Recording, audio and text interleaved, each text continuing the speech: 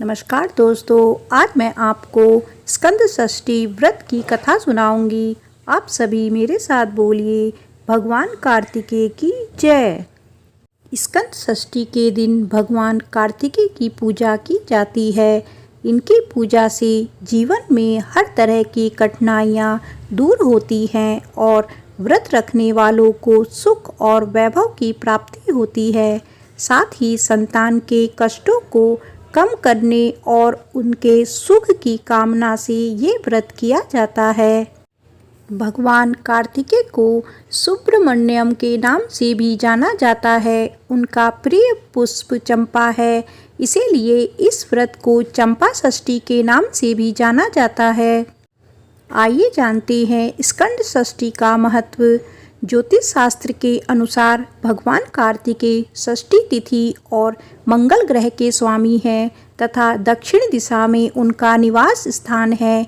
इसीलिए जिन जातकों की कुंडली में कर्क राशि अर्थात नीच का मंगल होता है, उन्हें मंगल को मजबूत करने तथा मंगल के शुभ फल पाने के लिए इस दिन भगवान कार्तिकेय का व्रत करना चाहिए, क्योंकि स्कंद षष्ठी भगवान कार्तिकेय को प्रिय होने से इस दिन व्रत अवश्य करना चाहिए।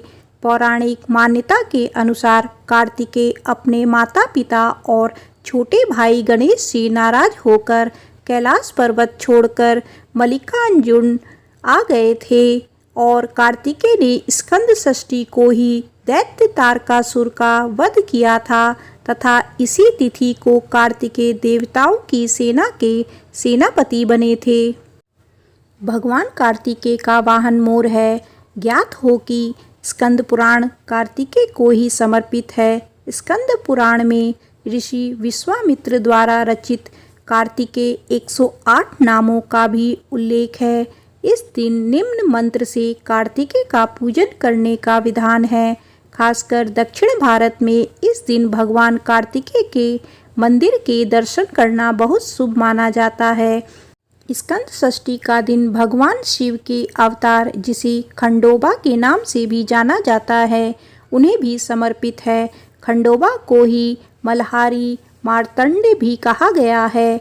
होलकर राजवंश के कुल देवता मल्हारी मार्तंड की चंपा षष्ठी की रात्रि बैगन छठ का आयोजन होता है। 64 भैरवों में मार्तंड भैरव भी एक हैं। वैसे सूर्य को भी मार्तंड कहा गया है। जैसे बिहार में छठ पूजा सूर्य पूजा का महत्व है, उसी तरह महाराष्ट्र में बैगन छठ का महत्व है। कहा जाता है कि इस दिन तेल का सेवन नहीं करना चाहिए तथा बाजरे की रोटी एवं बैगन के भरते को प्रसाद वितरित करने का प्रचलन है।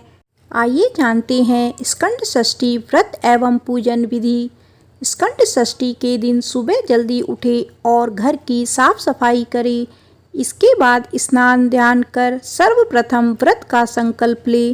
पूजा घर में मां गौरी और शिव जी के साथ भगवान कार्तिकेय की प्रतिमा को स्थापित करें। स्कंद षष्ठी के दिन व्रतधारी व्यक्तियों को दक्षिण दिशा की तरफ मुंह करके भगवान कार्तिकेय का पूजन करना चाहिए। पूजन में जल, मौसमी फल, फूल, मेवा, दही, कलावा, दीपक, अक्षत, हल्दी, चंदन, दूध, गाय का घी, इत्र आदि से करें। वहीं शाम को कीर्तन भजन पूजा के बाद आरती करें। इसके पश्चात फलाहार करें। रात्रि में भूमि पर शयन करना चाहिए। आइए सुनते हैं भगवान कार्तिकेय की जन्म कथा।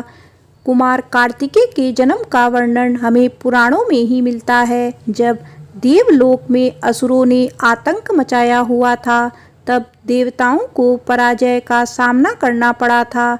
लगातार राक्षसों के बढ़ते आतंक को देखते हुए देवताओं ने भगवान ब्रह्मा से मदद मांगी थी।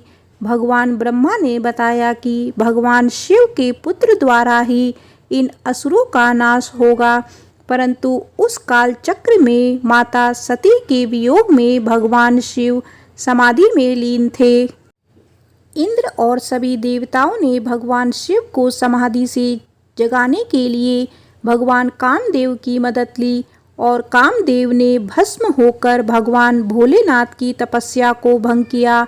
इसके बाद भगवान शिव ने माता पार्वती से विवाह किया और दोनों देवदारू वन में एकांतवास के लिए चले गए। उस वक्त भगवान शिव और माता पार्वती एक गुफा में निवास कर रहे थे।